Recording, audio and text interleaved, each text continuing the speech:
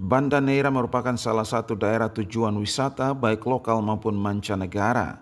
Kepala Dinas Pariwisata Kabupaten Maluku Tengah, Angki Watimena menyebut, dengan memiliki konsep pariwisata yang lengkap seperti sejarah, alam dan budaya, Banda Neira terpilih masuk dalam 10 kategori terbaik penyelenggara event tahunan yang dipusatkan di halaman Istana Mini Banda Neira.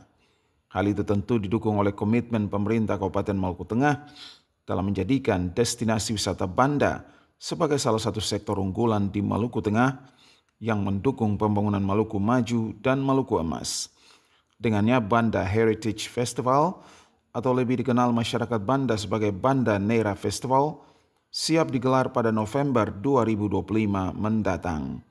Mengusung tema Nafas Budaya, Jejak Sejarah dan Pesona Alam, diharapkan terus membangkitkan serta memperlihatkan kejayaan Banda sebagai pusat rempah dunia. Tidak hanya berpusat di Kecamatan Banda, namun juga di Kecamatan Kepulauan Banda.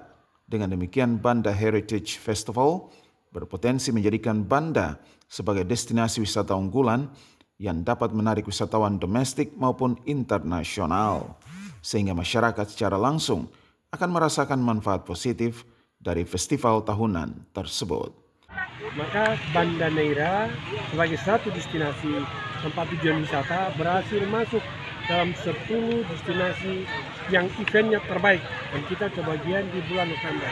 Kenapa diserahkan di bulan November?